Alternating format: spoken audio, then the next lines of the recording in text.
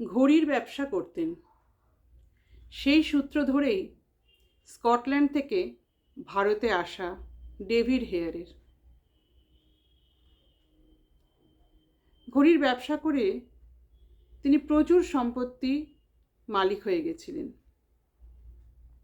কিন্তু নিজে অতটা উচ্চশিক্ষিত ছিলেন না। তাহলেও ভারতবর্ষে আসার পর ইংরাজি শিক্ষা না হলে ভারতবাসীর যে উন্নতি হবে না, সেটা তিনি মর্মে মর্মে বুঝতে পেরেছিলেন।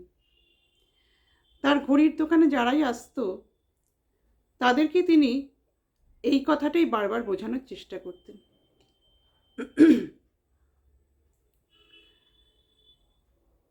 একসময় তার এই নিরলস প্রচেষ্টার জন্য তার ঘড়ির ব্যবসা কিন্তু লাটে উঠতে শুরু করলো, বন্ধ হওয়ার উপক্রম হলো। তখন বাধ্য হয়ে তিনি তার বন্ধু গ্রে সাহেবের কাছে তার এই ব্যবসাটি বিক্রি করে দেন। ব্যবসাটি বিক্রি হয়ে যাওয়ার পর যে অর্থ তিনি পেলেন, তাই দিয়ে তিনি অনেকগুলো স্কুল কলেজ প্রতিষ্ঠা করলেন, এবং বাকি অর্থ তিনি দুস্থ ছাত্রদের মধ্যে তাদের পড়াশোনার জন্য এবং আহারের জন্য কাজে লাগালেন। সারাটা দিন তার কেটে যেত ছাত্রদের মধ্যেই।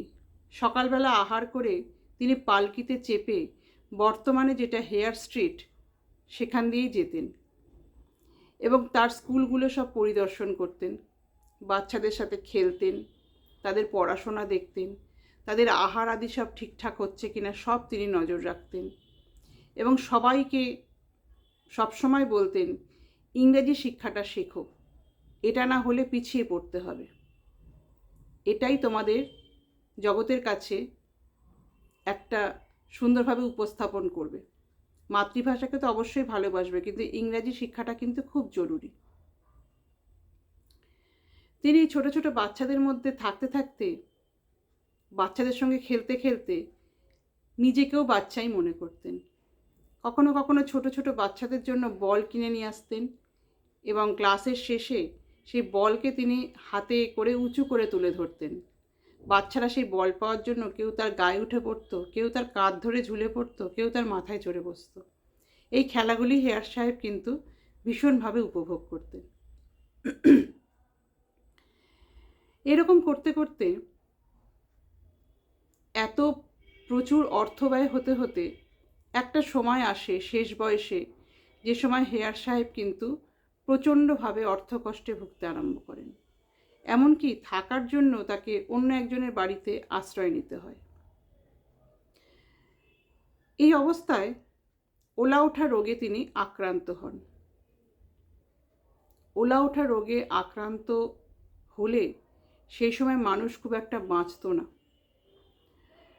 রোগ কষ্ট এত বেড়ে গেল যে হেয়ার সাহেব তার পরিচারককে ডেকে বললেন, গ্রে সাহেবকে বলো আমার জন্য কফি আনতে।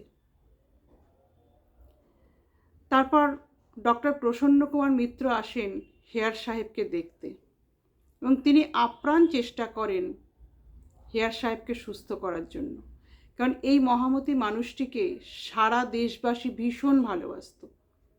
কিন্তু তার সব পরিশ্রম ব্যর্থ হয় এবং ক্রমশ রোগ আরও বেড়ে যায়।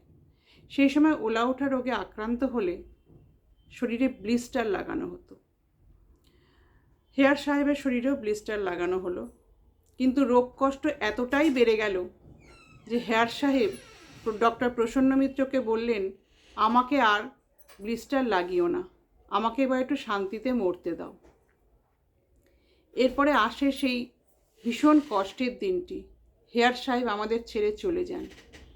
তার সব নিয়ে যখন যাত্রা শুরু হয়, তখন কাতারে কাতারে মানুষের ভিড়ে ঠিক ঠিক করছে চতুর্দিক। এক অভূতপূর্ব দৃশ্য সেদিনকে দেখেছিলেন সবাই। এক বিদেশির মৃত্যুতে দেশবাসীর বাঁধ ভাঙা চোখের জল। খুব শান্তভাবে, খুব সুশৃঙ্খলভাবে দেশবাসী হেয়ার সাহেবের শবের পাশ দিয়ে হেঁটে চলেছে। হাজারে হাজারে লক্ষ লক্ষ মানুষ হেয়ার সাহেবকে শেষ বিদায় জানাতে এসছেন।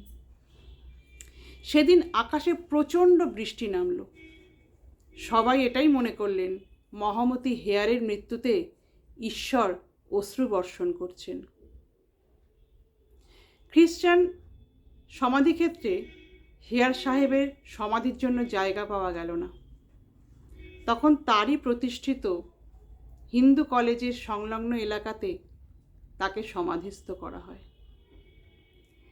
দেশবাসীর চোখের জলে হেয়ার সাহেবের বিদায় জানানো হলো এবং চিরদিন তিনি আমাদের মনে থেকে যাবেন, রয়ে যাবেন, এই কামনা করি।